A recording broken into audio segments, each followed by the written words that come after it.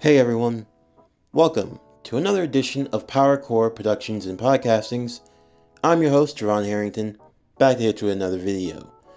And today we're going to be starting a series that a lot of you guys have been wanting for a while now. And I will admit, I wasn't really inclined to do this series originally, despite how much sense it made. And the main reason was because I wasn't sure if I could do it justice. Trying to come up with a script for a lot of these stories, I want to always try to make something that makes sense. Just because I could throw a whole bunch of stuff together doesn't necessarily mean that I want to. And with a series like Power Rangers, Ninja Storm, and with Naruto, trying to come up with a way to merge the two of them together in a sense was a lot easier said than done. I spent a lot of time trying to come up with different ways, trying to figure out how I would construct a team, what the team would even be. And ultimately, there were some ideas that were better than others, and I took a lot of your guys' advice. But ultimately, this is just the road that I've come to, simply because I just feel like this will be what works best. So I do hope that you guys enjoy this series, and if you have any comments, if you have any opinions, thoughts, leave them down in the comment section. I do read your comments, and I do take advice, take what works and try to put into the story. So if you have any ideas on the story so far, then just let me know and I'll try to incorporate them. But this video, it's going to be basically a prequel, if you will, sort of like a prologue, to kind of basically explain how this world is going to work, how the powers will work, show you really who's who of the team. This is Naruto Ultimate Ninja Storm, the Naruto Shippuden crossover Power Rangers Ninja Storm, based on the heroes of the Morphin Grid series, Part 0. Now, the reason why we are starting with Naruto Shippuden, that's because that's where we're going to be beginning our story. We're going to be starting in the 2-year time skip, and we're basically going to be going on from there, and you'll hear more about it as the story begins. But I just think that starting in Shippuden is just best for me, personally. I really didn't want to try to have to rewrite the whole first half of Naruto, not for this at least. I mean, sure, I probably could have come up with some things that might have been a little different, but in the end of the day, I feel like we really just would have been treading water. So it's best if I just let things be as it may, and we'll just start things from the time skip and move forward. All in all, I do think that I've put together a series that you guys will enjoy. Try something new, try something a little bit different. Try to play around with some characters that weren't really used as much in Naruto Shippuden and give them more time to shine, more time to grow, and build more unique and much more powerful relationships and bonds going forward. But anyway, I do hope you enjoy this new series that we're adding to the Heroes of the Morphin Grid. Also, there are some changes that are being made to the trailer for the team up series, so stay tuned for that this weekend. I am going to be doing an updated trailer, so stay tuned for that and everything else that we have on the channel that has to come out now and in the future. But without further ado, let's get into today's video. So as always, sit back, relax, and enjoy the show.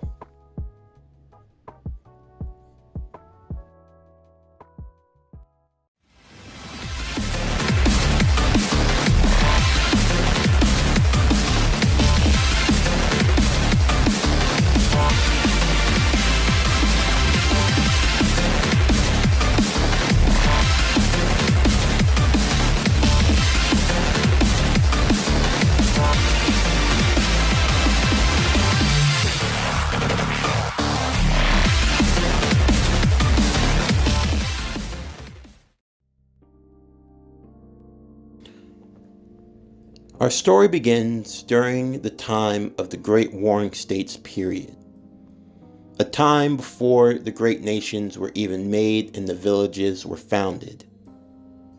There was a shinobi, his name Madara Uchiha. He had obtained great power, and he planned to use that power to reshape the world in his image. However, Madara was defeated, but not alone. For what stood to face him not only was the man who would go on to be known as the first Hokage in Hashirama Senju, but there would also be 5 other warriors that would stand beside him. A great meteorite crashed from the sky, and inside of that meteorite were 6 stones. When the stones were felt, they transformed, the stones being imbued with a great power. A power that comes from a source that you might know as the Morphing Grid. It caused Hashirama and the other shinobi to turn into higher beings of themselves. These were the first Ninja Storm Rangers. Working together, Hashirama and the Rangers would defeat Madara Uchiha. When the battle was over, Hashirama and 4 of the other shinobi would relinquish the power, giving it to the 6th, the one that had the green stone, a samurai who was a ronin, a man of no country and no origin, who had no loyalties to any clan or great nation. He was entrusted with the power because he was impartial. And Hashirama believed that using this power for their own gains in war would not lead to the peaceful outcome in which he wanted to find. As such, the samurai would take his stone along with the 5 others, and he would set for himself an establishment in a land that would be known as the Land of Iron, that would be the birthplace of the samurai nation.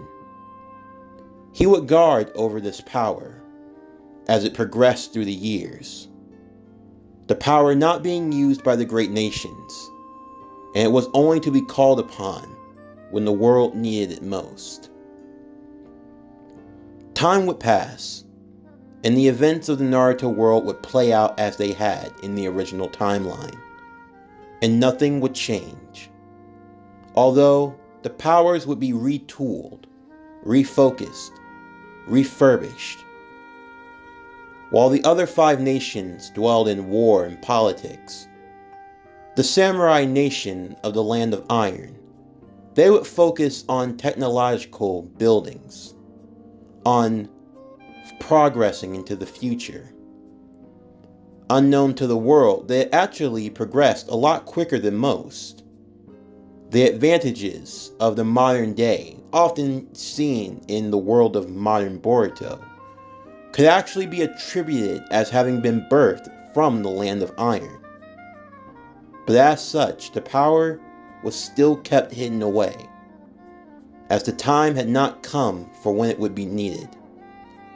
However, the samurai believed that there would be a vision, that a vision would come one day, as told by the founder of their nation. On his deathbed, he told his descendants that the leader would one day receive a great vision, and this vision would tell them when they were to go to the other 5 great nations. And from each nation, they would take with them a coin. This coin would seek out the one who was worthy, and from that nation, 5 new worthy warriors would be brought up, along with one from their own homeland. And these 6 rangers would unite as one, to fend off the next great evil that would arise. Years passed, and this prophecy was kept close at heart. 2 years prior to the events of the first half of Naruto, a young boy named Cam would be walking on a snowy trail along with his mother and father. His mother was a refugee and a former shinobi of the village hidden in the leaves, who had given up that path as she had found love in the boy's father, a samurai from the Land of Iron. This boy was the grandson of the leader of the samurai, Mifune. As they made their way on the trail, they were carrying with them something precious. There was a power that was being built and cultivated, a power that would better allow for the potential wielders to harness the great energy that was used once before. Originally, there were 6. However, a prototype was also built as well, a new form of technology. There were 7 of these devices. To make sure that they were safely escorted back to the Land of Iron, a caravan would each take one device and bring it into the land one at a time. So far, everything had gone well, and the 6 primary devices had already been taken. Now the only one that was left was the prototype that was to be brought back as well, and Cam's family would watch over it. However, as they made their way on the path, they would be stopped instantly. There would be 3 hooded figures who appeared to be merchants. However, they revealed themselves, and they were none other. They were instead shinobi, rogue, headbands from a village unknown, but it had that of a musical note on the forehead protector. However, the one that stood out amongst them was none other than the rogue shinobi from the village hidden in the leaves, Lord Orochimaru of the Sannin. Cam's father would step forward with his sword. "Who are you? And just what do you want with us?" "My name is Orochimaru, and I've come all this way because there is a rumor of a great power that you samurai possess. Under normal circumstances, I would just attempt to raid your land, but that could prove troublesome even for me. But my sources do indicate that what I am looking for lies with you. If you would be so kind as to hand it over to me, I will be on my way, and you will have nothing to worry about." Cam's father, however, knew the truth. If Orochimaru, a shinobi as wanted as he, would just reveal himself and his plan so brazenly, then he had no intentions on letting them live. His father, along with his mother and the other samurai, would stand guard, all preparing to fight. Orochimaru, along with his 2 henchmen, Kabuto and Kimimaru.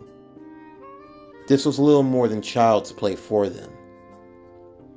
Cam would stay close to the back, clutching the box that contained what they were traveling with. He knew he had to protect it as best he could. He tried to get to safety, and the others fought valiantly, but in the end, it would prove to be useless, as the Snake Sannin would make quick work of them along with his subordinates, until eventually Cam was the only one that remained. He would pull his sword from his side as he held on to the box, Orochimaru looking down upon him, his snake-like eyes glowing in ominous gold. "So young and so precious. 'Tis a pity. You know you stand no chance of defeating me, and yet you still stand to fight." The young boy would shake nervously, sweat beginning to pour down his head, his glasses starting to become fogged and blurred. Before his eyes, his mother and father had been greatly wounded, and it seemed as though everyone else had been killed in the process. He was the only one that remained. All the same, he attempted to stand his ground. However, as quickly though as he had built up his nerve, he was broken. He was filled with killing intent, so potent, so ominous, that he could not move. In one swift motion, there would be a slash, and there would be a cut down his forehead, his glasses being sliced in half off his face, a trail of blood staining his eyes as he fell to the ground. He would drop the box at hand, and Orochimaru would take it, along with Kabuto and Kimimaro. Having gotten what they wanted, they prepared to leave. The young boy could feel immense pain, but he knew he was not dead. He would crawl in the snow, leaving a bloody trail behind, as he went to the bodies of his mother and father. They had been gravely wounded, and where they were, no one was going to find them in time. His mother and father would try to speak final words to their son, to apologize for their weakness and their failure. However, their speech would become slurred, and soon they would pass away in death, the young boy being left all alone to die on the frozen trail. When word of their arrival had not returned back to the Land of Iron, Mifune would go out with a search party immediately. It would be 7 days later, but he would eventually find his grandson huddled in a cave, half frozen to death, with little food or water. He would find the bodies of his son and his daughter-in-law, as well as that of his countrymen that had been slain. While there was a great loss, that was not the focus at the time. The only thing that mattered was getting his family to safety. From that day forward, the rest of the events in the world of Naruto would play out as per usual. And our story begins as Naruto was walking home from Ichiraku Ramen. He had only just recently recovered from his battle with Sasuke at the Valley of the End, and he was unsuccessful in bringing his friend back home. He was now preparing for what he believed was going to be a training trip with Lord Jiraiya, around 2.5 to 3 years. But little did Naruto know that on this day, everything was going to change. On this day, 3 representatives from the Land of Iron would arrive, and they would go to speak with Lady Tsunade at once. Tsunade was sitting in her office sipping on sake, avoiding her paperwork as usual, while speaking with Jiraiya, reminiscing about old times, speaking of the future, and of the things of the current matter. As they spoke, the 3 representatives would make their way, Lady Tsunade being respectful of those from the Land of Iron, as they had good relations with all great nations, for they never got involved in war. The representatives would explain to Lady Tsunade what was taking place. They would tell her in great detail that Mifune, the leader of the samurai, had had a premonition, and they would tell her what he saw. Mifune dreamed that there was a darkness that clouded the entire shinobi world. That at the center of that darkness was a man who could not be recognized. He was a man who had tried to take the power of God for himself. This man had eyes that were distinctive. One eye that glowed a dark violet, and the other a blood red. And at the center of his forehead, there seemed to be an eye with multiple pupils, 9 in total. This dark figure cast his shadow over the lands, and standing to face him would be 6 warriors, each of a distinct light: red, blue, yellow, crimson, navy, and green. They explained that this was the great prophecy, the one of which the samurai had long since waited for. Tsunade was aware of the history of the world, and many were also aware of the great stories that had taken place. She had even heard the tale from her grandfather, the late first Hokage. But to believe that the time had actually come within her own lifetime, that a power not since seen since before the days of the villages themselves would actually need to be called upon once again, and even more so, that the candidate would be chosen from this village. Both she and Jiraiya would look at one another before Tsunade answered that if the call to arms was now to take place, then the village hidden in the leaves gave them their full support. As such, they would walk out to the rooftop of the Hokage Tower. They would take a coin and flip it into the air. Once the coin had reached high above, it was infused with some of their chakra to activate, and the coin would fly above the village to find the one who was worthy.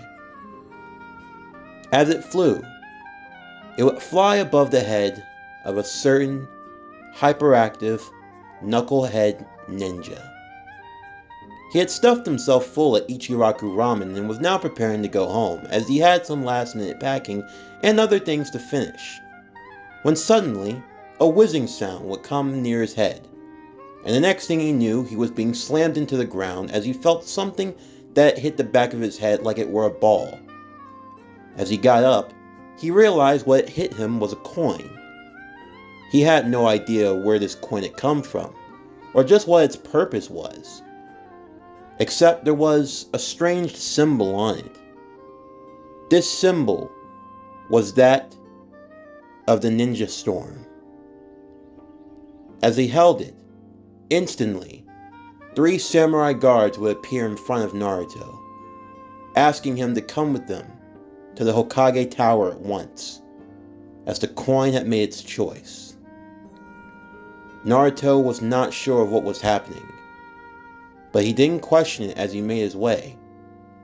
When he arrived, Tsunade and Jiraiya could not believe what they were seeing.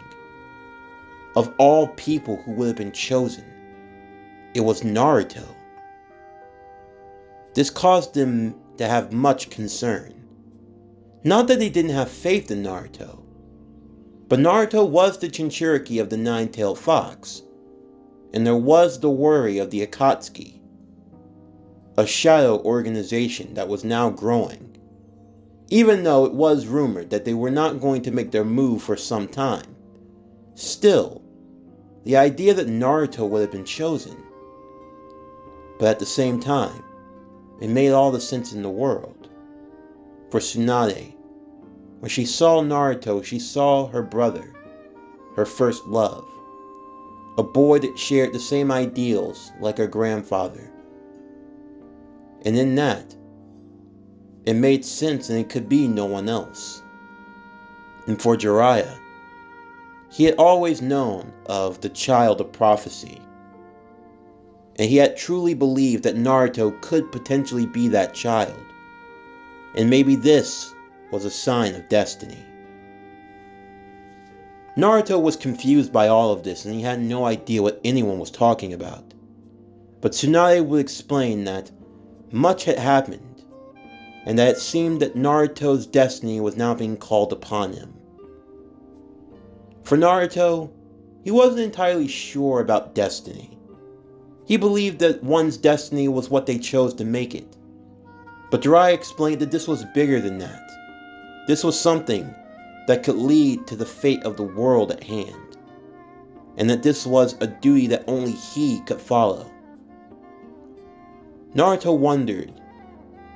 He wondered if this was right for him. Was this necessary? Would this truly lead him where he needed to be? His dream, not only to become Hokage, but to save his friend from the darkness. If this destiny gave him the power to do that, then at the very least he had to give it a try The samurais would then explain that Naruto were to pack his things, and they would be leaving soon. Of course, Naruto was already packed, but he had no idea what he was doing in the meantime. Once all of his things were put together and he had said his goodbyes, he would be brought back to the Hokage Tower, as instructed. He looked around wondering what was going to happen. There he saw Jiraiya, Tsunade, Shizune, and a hidden leaf shinobi he didn't recognize. He had a strange forehead protector and brown hair. The man introduced himself as Yamato, and he was going to be Naruto's guardian for the next 2.5 years. Naruto wondered what he meant by this, but before he could answer, he would be knocked out with a chop to the back of his neck. From there, the samurai would use a special reverse summoning jutsu that would take them all directly back to the Land of Iron. It would be Naruto, Jiraiya, Yamato, and the guards. This had to be done as a way of keeping their movements untraceable. Not even the Akatsuki would be able to know where Naruto had gone. It would be as if he disappeared, which actually worked in the Hidden Leaf's favor, keeping Naruto out of the village, but hidden from the enemy. And with that, Naruto would be taken away, and would be reverse summoned to the Land of Iron. A few hours later, Naruto would awaken. His head was still ringing from the hit, and he tried to figure out where he was and just how he had gotten there. In front of him was both Jiraiya and Yamato, who were enjoying some tea. Seeing that Naruto had awoken, they would offer him some. Naruto still, though, would ask just where he was and how he had gotten here. And both Jiraiya and Yamato would explain that they were going to tell him everything in due time, but for now he had to make his way. They would exit the room and walk down the hall, before eventually arriving into a main room. There would be samurai on both sides of them.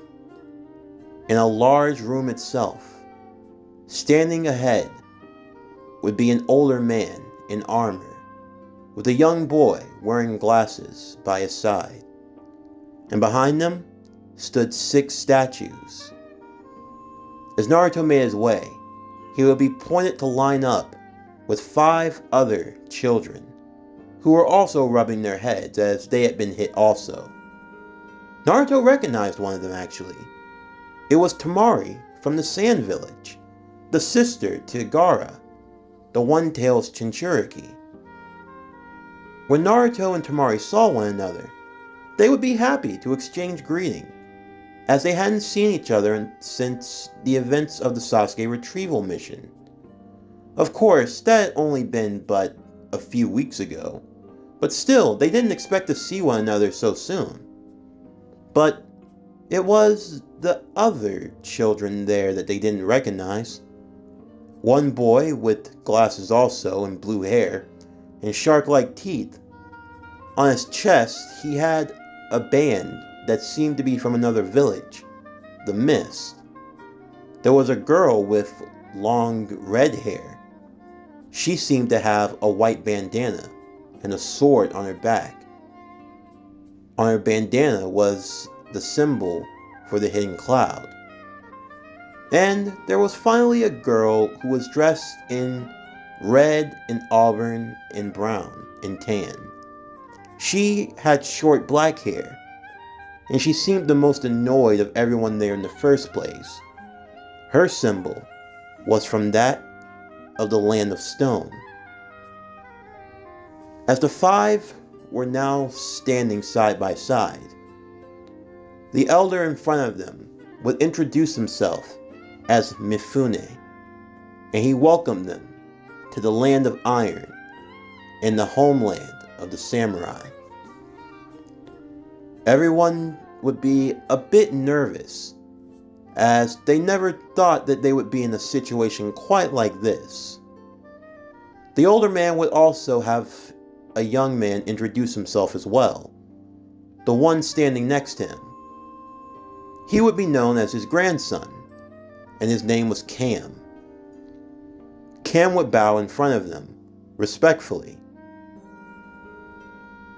As they all looked around, Mifune would get the children's attention, asking for each one of them to introduce themselves.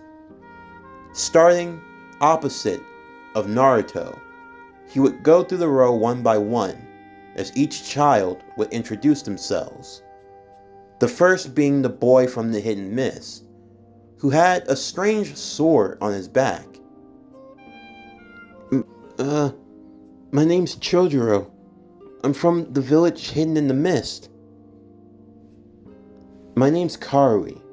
I'm from the village hidden in the clouds. Name's Kurasuchi. I'm from the village hidden in the stone. My name's Tamari. I'm from the village hidden in the sand. My name's Naruto Uzumaki. I'm from the village hidden in the leaves, you know? After their introductions, Mifune would welcome them. As he explained again, he would tell them of the reason of why they had been brought here, explaining the history of the samurai, as well as the history of their own nations as well. He would retell them the story of the battle of the 6 Rangers against Madara Uchiha. This would catch Naruto's attention more so, the hearing of that name. Madara Uchiha was a name that was rather taboo in the Hidden Leaf Village. Little was spoken about him, and little was known of him. Of course, there was the talk of the Great Valley of the End, where Madara Uchiha battled with the first Hokage, Hashirama. But besides that, and being the head of the Uchiha clan, that was a founding clan of the village hidden in the leaves, little else was ever said. On top of that history lesson, he would also unveil to them, pointing to a window at the far side of the room, the children seeing the advanced civilization before them, seeing just how far the land of iron had come, far more than even their own. To put this into perspective, the land of iron at this point in time, you could say is like Konoha from the Boruto era. They're far more advanced, and it would be a while before the other nations would catch up. It would actually be after the events of the Fourth Great Ninja War, when migration took place, allowing for others with knowledge for technology and know-how, would spread throughout the other great nations, and they soon would advance as well, at this point in time at least. As the children all took in the sights, Mifune would once again explain to them their reason for being here. That fate had brought them all to this point, and that the time had now come for them to assume their role as the next Rangers, the shinobi who would be the guardians of this world. Naruto was blown back to think that he was chosen. It was beyond all of his wildest dreams to potentially wield a great power that the first Hokage wielded. Then that was truly his next stepping stone to becoming Hokage. But also, the weight of the responsibility would hit them as well. To fight against a great evil that would rise in the world. This was their duty. The children would all be a bit unsure. Not to say that they weren't talented in their own right. Many of them had trained with some of the best from their village, and they were rising as shinobi. But still, they didn't know if they could handle something like this, if they were up for the task. And of course, Mifune wasn't going to make any of them do something that they didn't sign up for. But still, he did press the importance of the matter, noting that this was something that not everyone could do. But in the end, what they chose to do, they would have to do for themselves. As everyone looked around and wondered, Naruto would step forward, Mifune looked to the young man and asked what his choice would be. And Naruto would speak. I'll be honest, I can't really say I understand everything that's going on around here, but I've recently lost a lot. My friend. I lost my friend and I need to save him. But more so than that, I'm going to be true to myself and to my dream. My dream is still to be the greatest Hokage. And even with this destiny, that hasn't changed. I will still become the Hokage of my village, and I will save my friend. But if this responsibility is something that only I can do, then I'll take that as well, and I will be the savior of this world. I can't speak for everyone else. I can only speak for myself. I don't care what I have to go through. And I don't care how hard that road might be. But to fulfill my dreams, to do what's needed of me, I'll take on any hardships that you have to come our way. So I'm more than ready to face them. The other children would be surprised by Naruto's words. To see that he had resolve that great. They saw the look in his eyes. They were the looks of someone who had been through such a great loss. The look of someone who, despite all of his pain, he still wanted to press forward into the future. And with that, the other children would strengthen their resolve as well. If this was their destiny, a fate that had been brought upon them, then they owed it to the world to try. With all children in agreement, Cam would move beside them in line, all 6 standing together. Each one would be given a coin, the coin that actually hit them, especially. As it had done so, they would look to the statues that were standing behind Mifune. And Mifune would explain that each one of those animals were correspondent to a power that they had. For Naruto, he had the red hawk, Tamari, the yellow lion, Karuri, the blue dolphin, Kurasuchi, the crimson rhinoceros beetle, Chojuro, the navy blue stag beetle, and for Cam, the green eagle. These were the beasts that served as the guardians of the shinobi world, whose mission was far beyond that of any one nation. As he looked towards them all, he told them that for the next 2.5 years, they were going to be trained in earnest to harness the power that would be bestowed upon them. They would be far beyond any other shinobi of their world. He would then ask for each of them to remove their headbands, and they would do so.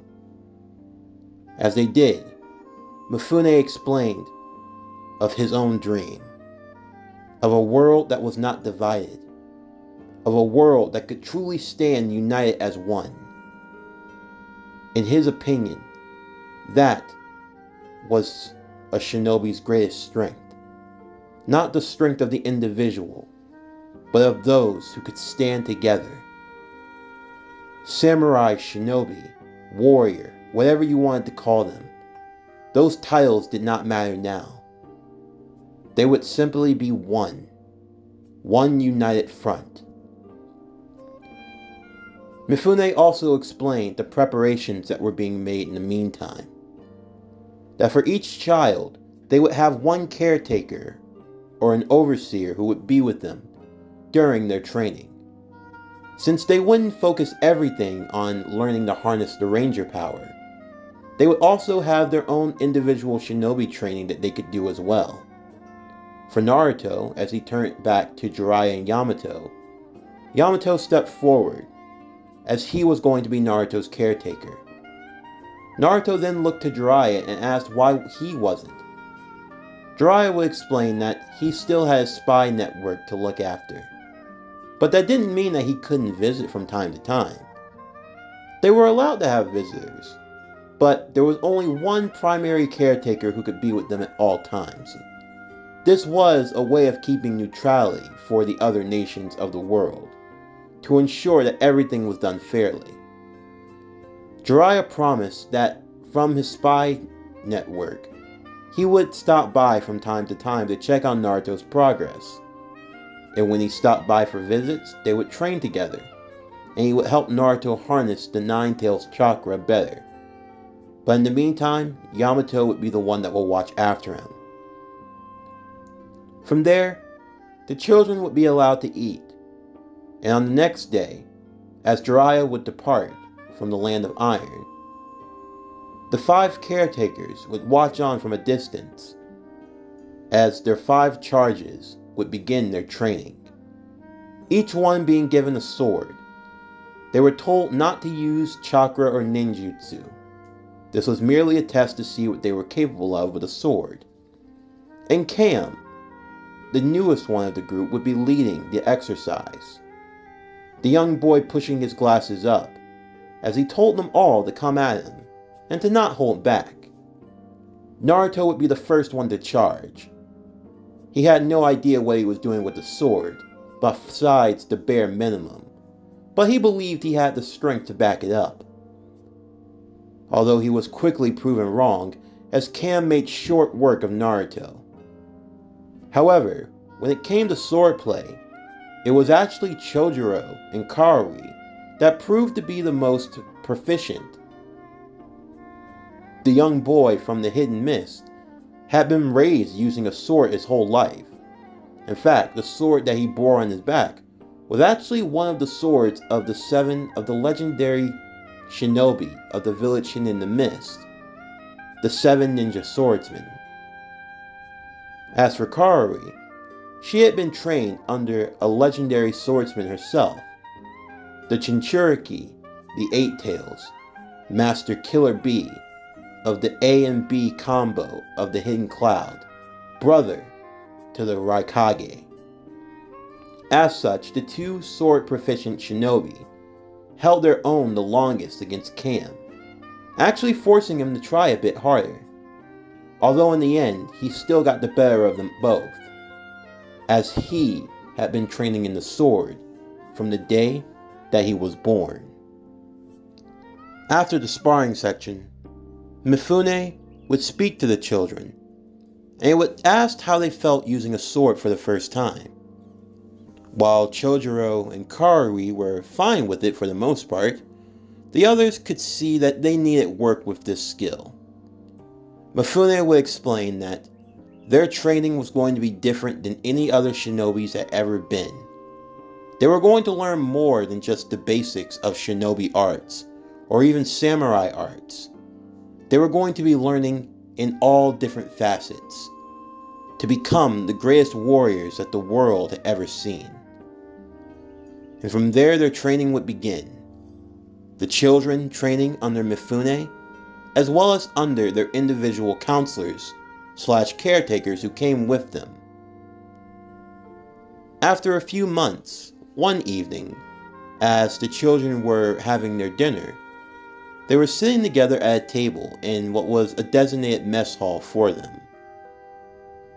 Despite having been together for a few months, they were still a bit tense. After all, they were all from different shinobi villages, and now they were all together. They would converse some, but they weren't sure of what to say. That was until Naruto tried to liven things up. It became very clear who was the class clown among them all. This was something that Naruto had always been proficient at. While it got him looks from some and smiles from a few, there was one that just found herself laughing profusely, and that was Kurasuchi. Kurasuchi and Naruto had formed a bit of a rivalry as their training had begun. The girl was outspoken, to say the least, and she had no problem saying what was on her mind. Of course, Kaori was just the same, but Kurasuchi, she always had a way of teasing. And it seemed as though Naruto was always at the brunt of it, easily getting flustered and always being caught off guard. Whenever the two of them would spar with one another, Kurasuchi was always ready to pull the rug from under Naruto whenever she got the chance. Yamato would tell Naruto time and time again not to fall so easily for his opponent's words, and to always try to keep a clear and level head in combat. But for Naruto, that was easier said than done, and Kurasuchi just loved the look on his face whenever he got flustered or tripped up. Although Naruto could be surprising, when it came to stamina and raw power alone, everyone had to admit Naruto had them beat. The fact that he could use so many shadow clones at once proved just how truly effective he was. When it came to ninjutsu, it seemed as though Temari was the most efficient. Using her fan, she was the most profound when it came to using a chakra element, that being wind. Of course, everyone else would have their own affinities checked for. Chojuro had water release, Kurasuchi had earth release, Kaori had lightning release, and Naruto also had wind release, something he didn't know he could do. So he and Temari were in the same boat when it came to that. But then there was Cam. Cam would state that he was actually proficient in all 5 chakra natures, but he didn't really focus on using ninjutsu or chakra all that much, but he liked to learn one special ability from each one of the prime examples. For you see, he truly followed the way of the samurai. Ninjutsu was like a tool more so than anything else. He never allowed it to define him. He much preferred to allow chakra to simply enhance his strength and speed and power, as well as increasing his perception. Although he could bust out an elemental jutsu if needed. And he did know the standard ninjutsu, a clone jutsu, transformation, substitution. These were what he inherited from his mother. However, his strong skill in the sword and the way of the samurai, that through and through came from his father. One night, as the children were all sitting together, by chance, they would ask Naruto more about what he meant by saving his friend, asking what had happened to him. Temari looked at Naruto nervously, as she knew already. She would tell Naruto he didn't have to talk about it if he didn't want to. And everyone, even Kurasuchi, who always teased Naruto, would be serious as they saw a look of pain on his face. But Naruto was fine with it, and he decided to tell them what happened. Cam would be standing off to the distance. He would be listening in, hearing Naruto's story. He told them of what happened with Sasuke, how Sasuke had been tempted by a shinobi named Orochimaru. And it was at the name of Orochimaru that truly caught Cam's attention. Cam stepping up immediately asking if Naruto was serious, if it was really the Orochimaru, the Sannin. And Naruto would assure him that it was indeed that Orochimaru. A strong sense of bloodlust leaked out of Cam for a moment. His training, everything he had gone through, everything he had worked towards, it had all been for that moment. While Cam was committed to his duties of saving the world, there was another that was truly his focus, and that was getting revenge on the man that killed his mother and father all those years ago. It was what kept him up at night. If for anything, he wanted to be the one that brought the Sannin down. As Naruto finished telling them the tale, The others would see that Cam was greatly affected, especially at the mention of Orochimaru, and they asked him why. Cam would tell them what happened, and they would also be saddened to hear. This would be a bit of an opening for them all. It would be on this night that much conversation was had, understanding for one another. They also learned of Naruto's status as a Jinchuriki, and the hardships he suffered from it. Kaori would mention that her master was a Jinchuriki, and she didn't look at him any differently for it, and she wouldn't do the same to Naruto.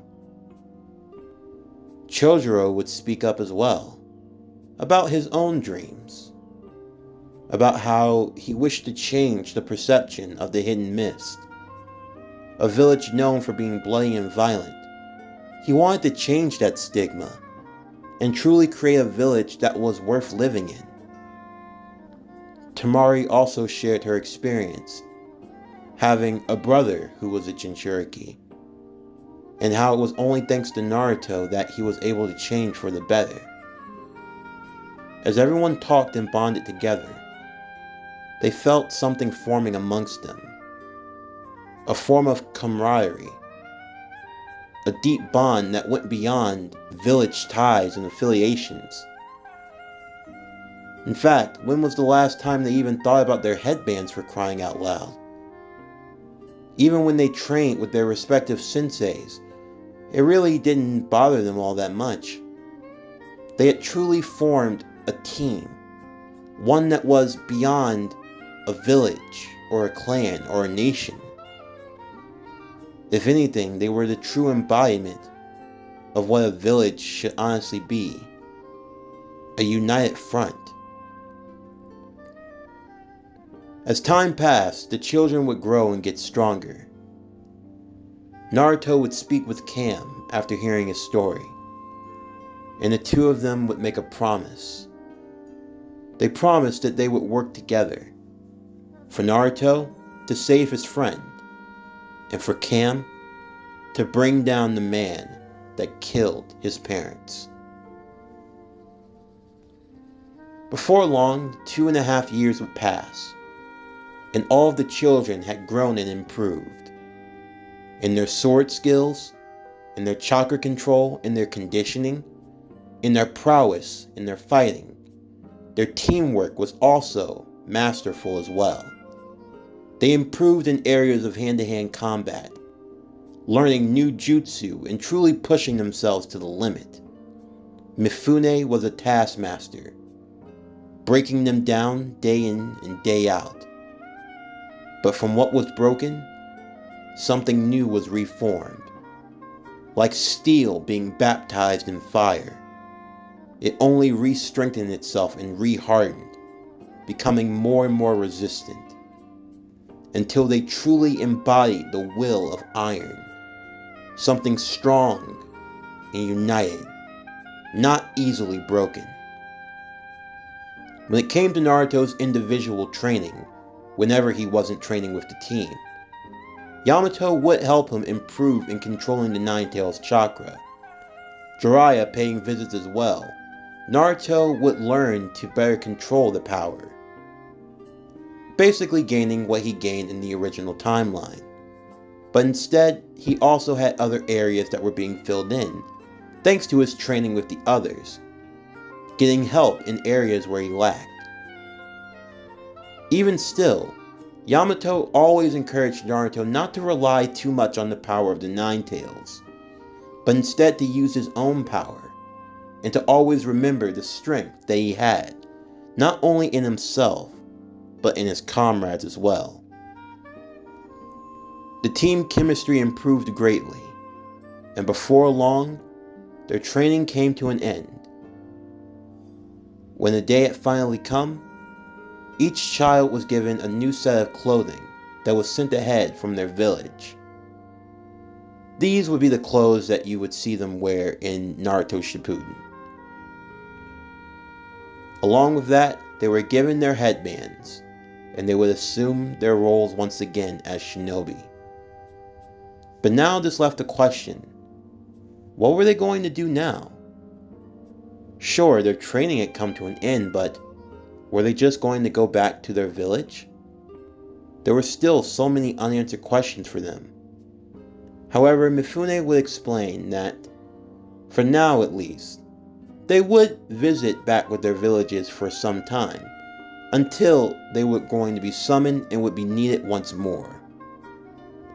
Yamato had already gone back home ahead of time, as there were other preparations that needed to be made, but he would come back to pick up Naruto soon enough. However, before he could do so, as everyone were now together and left to their own devices, a celebration was in order. The 6 Rangers would join together. They would stand outside with all samurai in attendance, as they were presented their morphers. The power that they were working on and refining was now theirs. Each child would take the coin that they had received, and they would place it inside of the morpher, joining and bonding with it, so that now it was a power that only they could use. Naruto would take red, Karori blue, Tamari yellow, Chojuro navy, and Kurasuchi crimson, with Cam who would take the green. Everyone would look to Cam, since he was their leader. As he stepped forward, Mifune would tell them that now was the time for the synchronization, and now was the time to show the fruits of their training. With Cam taking the charge, he would take a green spear that he held in his hand, the circular device, as he placed his coin in the center. Everyone standing at the ready behind him, he would lead the roll call. Samurai Storm, Ranger Form. Ninja Storm, Ranger Form. Activate! In unison, the 6 would be engulfed in bright lights, each one unique to their own. For Cam, he became the Green Samurai Ranger. For Naruto, he became the Red Ninja Ranger. Tamari, the Yellow Ninja Ranger. Kari, Blue Ninja Ranger. Kurasuchi, Crimson Ninja Ranger. And Chojuro, he would be Navy Ninja Ranger. The 6 Rangers, their power being felt and emanating all over, their chakra mixing with that of the morphing grid itself, refining and becoming one. It was truly a monumentous occasion, as the Rangers had now been assembled once again. As everyone looked at one another, they noticed their suits and their uniforms. It was truly beyond what any of them could have ever imagined. They felt energized, revived. They felt the power surging through them. It was more than what they could have ever have expected.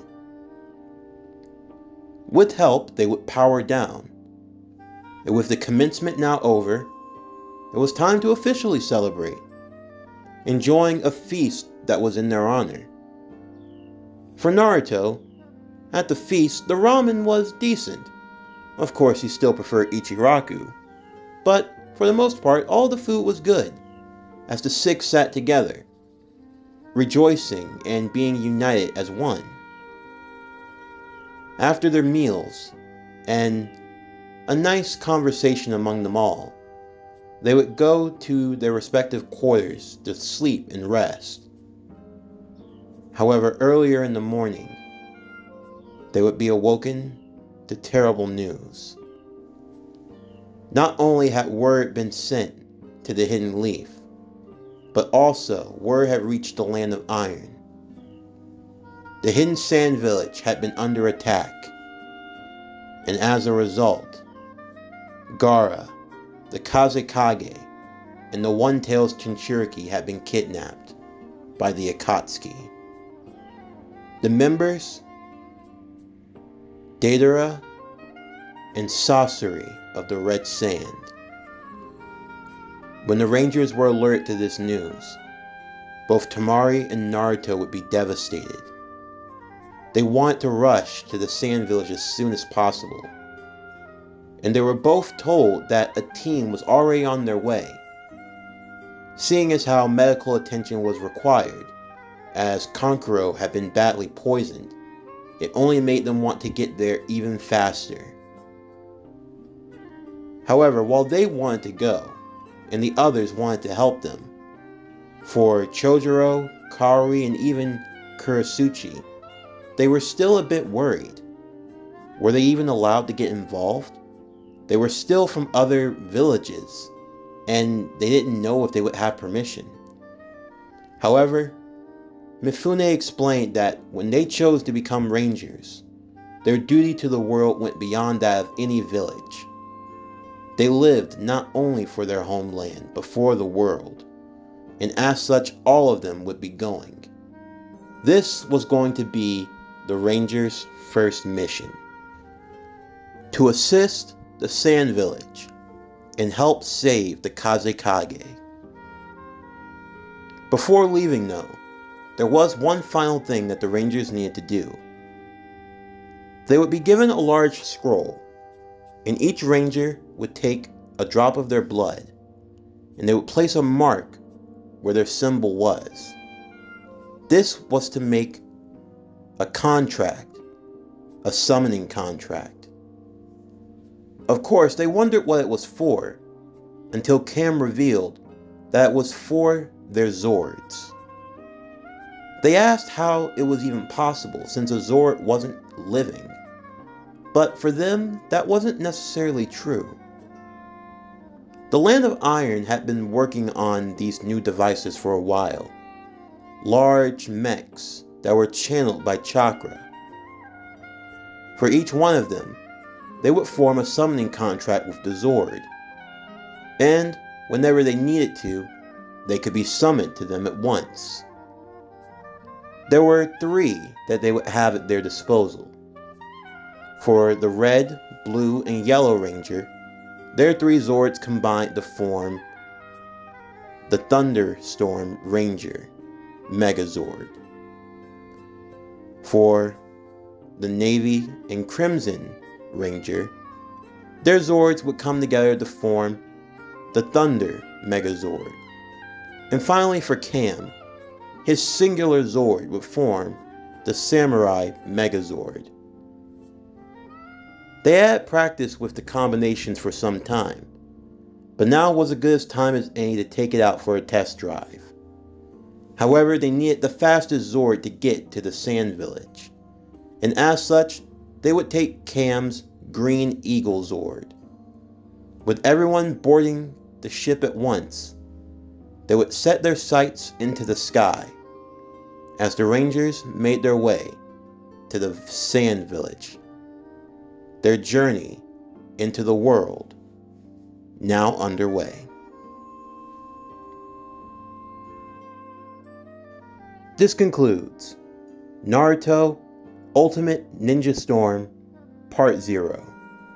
If you enjoyed today's video and everything else that we have on the channel, then please don't forget to like, comment, subscribe, share, and hit that bell for post notifications so you can stay up to date on everything that is PowerCore Productions and Podcastings that has to come out now and in the future.